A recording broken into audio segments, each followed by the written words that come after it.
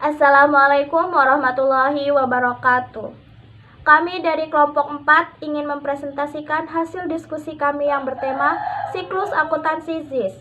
Dosen pengampu Bapak Faiz Arif Jamil MAK, anggota kelompok Abdillah Yusuf Arifki, Puji, Vina Diah Utami, dan Rahmat Arya Setiawan. Materi yang pertama yaitu pengertian siklus akuntansi. Siklus akuntansi merupakan proses penyajian laporan keuangan suatu entitas atau perusahaan dalam periode tertentu. Materi yang kedua yaitu tahapan siklus akuntansi. Tahapan siklus akuntansi yang pertama yaitu transaksi.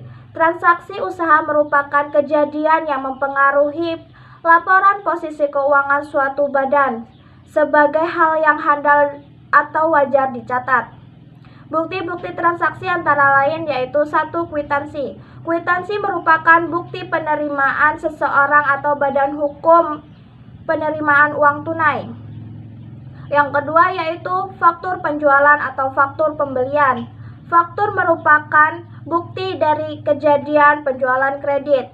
Bagi si penjual dinamakan faktur penjualan, sedangkan bagi si pembeli dinamakan faktur pembelian. Ketiga, bukti lainnya. Bukti lainnya seperti nota-nota dari bank atau bukti pengiriman barang serta bukti penerimaan barang. Tahapan siklus akuntansi yang kedua yaitu jurnal atau pencatatan ke dalam buku harian.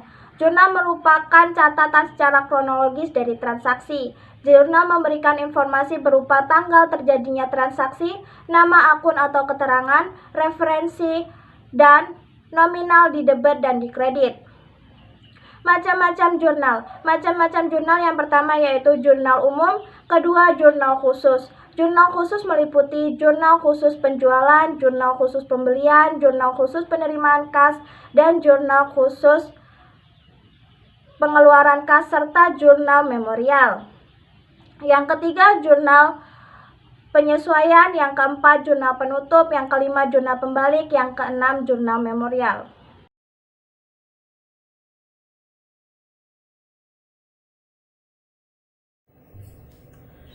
Untuk materi selanjutnya akan disampaikan oleh saya, Abdillah Yusuf Arifki. Materinya berkaitan dengan buku besar, neraca saldo dan neraca laju. Untuk buku besar, untuk memudahkan menyusun informasi yang akan diberikan kepada pihak-pihak yang memerlukan, terutama pemimpin perusahaan, maka perkiraan-perkiraan yaitu bukti-bukti transaksi yang sudah dihimpun dalam buku harian atau jurnal harus dipisah-pisahkan atau digolongkan menurut jenisnya. Menggolongkan perkiraan menurut jenis itu dinamakan menyusun buku besar. Kemudian untuk bentuk buku besar terdiri dari 3, yaitu yang pertama buku besar bentuk T seperti ini. Yang kedua buku besar 3 kolom seperti ini. Dan yang ketiga buku besar 4 kolom seperti ini. Dalam buku besar ada tambahan nih, yaitu buku tambahan atau subledger. Untuk mengetahui perubahan saldo dari tiap-tiap langganan atau kreditur, dibukalah perkiraan untuk tiap langganan atau kreditur. Kumpulan yang terpisah dari perkiraan ini disebut buku besar tambahan atau juga disebut dengan buku tambahan. Perkiraan masing-masing langganan yang membentuk buku besar tambahan disebut buku besar langganan atau buku besar hutang. Demikian juga perkiraan masing-masing kreditor yang membentuk buku besar tambahan disebut buku besar kreditor atau buku besar hutang. Perkiraan piutang dalam buku besar umum merupakan ikhtisar dari perkiraan-perkiraan buku besar tambahan, sehingga perkiraan piutang itu disebut perkiraan controlling account yang mengontrol buku besar piutang. Demikian juga dengan perkiraan hutang. Terus yang selanjutnya yaitu neraca saldo.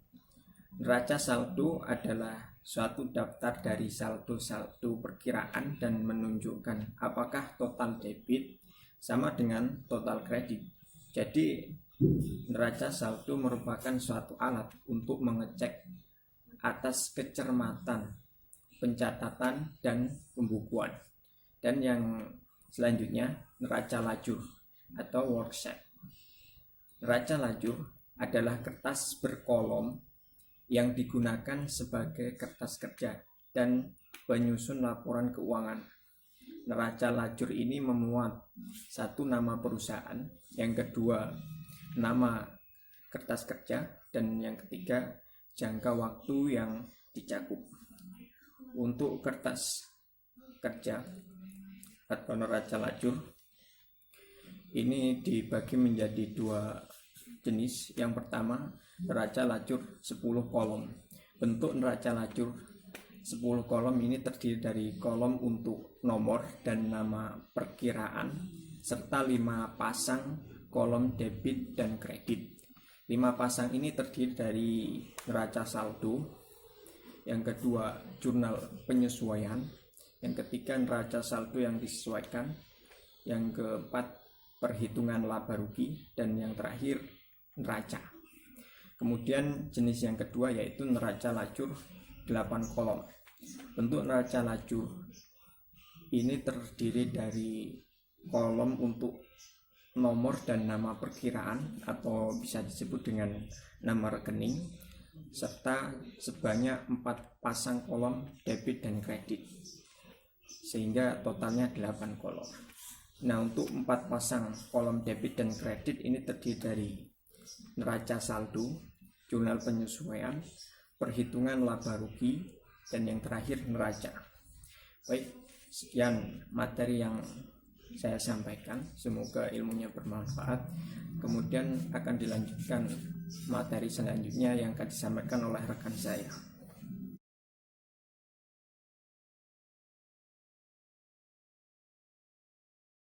Selanjutnya materi yang keenam, yaitu jurnal penyesuaian dalam akuntansi Ziswaf.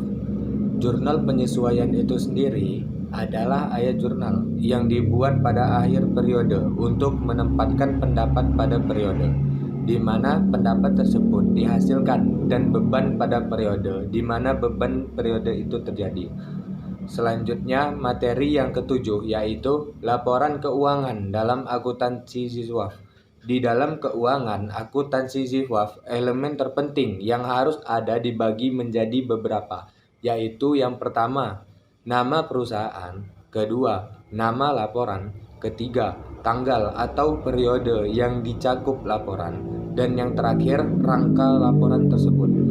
Selanjutnya, laporan keuangan yang harus dibuat perusahaan terdiri dari 5, yaitu yang pertama, laporan posisi keuangan atau neraca, yang kedua, laporan laba rugi konvensif, kemudian yang ketiga, laporan perusahaan ekuitas, yang keempat, laporan arus kas, dan yang terakhir, catatan atas laporan keuangan. Sekian materi dari saya dan akan dilanjut oleh rekan saya.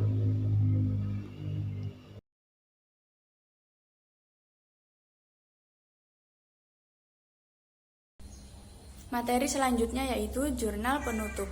Jurnal penutup ialah ayat jurnal yang memindahkan nilai sisa pendapatan, beban, dan pengambilan pribadi dari masing-masing perkiraan ke dalam perkiraan modal. Pendapatan yang akan menambah modal pemilik dan beban serta pengambilan pribadi akan mengurangi modal pemilik. Pada saat ayat penutup dipindah bukukan, maka perkiraan modal akan menyerap dampak dari nilai sisa perkiraan sementara tersebut. Walau demikian, pendapatan dan beban akan dipindahkan terlebih dahulu ke dalam perkiraan yang bernama ikhtisar laba rugi, yang akan mengumpulkan jumlah total debit dari seluruh jumlah beban dan total kredit dari seluruh jumlah pendapatan pada periode tersebut. Langkah-langkah penutupan perkiraan suatu perusahaan adalah sebagai berikut. Yang pertama, mendebit setiap perkiraan pendapatan sebesar nilai sisa kreditnya, mengkredit ikhtisar laba rugi sebesar jumlah total pendapatan, Mengkredit setiap perkiraan beban sebesar nilai sisa debitnya, mendebit ikhtisar laba rugi sebesar jumlah total beban, mendebit ikhtisar laba rugi sebesar nilai sisa kreditnya, dan mengkredit perkiraan modal atau ekuitas atau laba ditahan. Mengkredit perkiraan pengambilan pribadi sebesar nilai sisa debitnya, mendebit perkiraan modal pemilik perusahaan. Materi yang terakhir yaitu neraca saldo setelah penutupan. Neraca saldo setelah penutupan adalah pengujian terakhir mengenai ketepatan penjurnalan dan pemindah bukuan ayat jurnal penyesuaian dan penutupan. Langkah ini dilakukan untuk meyakinkan bahwa buku besar berada pada posisi yang seimbang untuk memulai periode akuntansi berikutnya. Isi perkiraan neraca adalah nilai sisa akhir dari daftar permanen, yaitu perkiraan neraca seperti aktiva, kewajiban, dan modal. Sekian yang bisa saya sampaikan, kurang lebihnya saya mohon maaf dan kepada Allah saya mohon ampun. Saya akhiri, wabillahi taufik wal hidayah. Wassalamualaikum warahmatullahi wabarakatuh.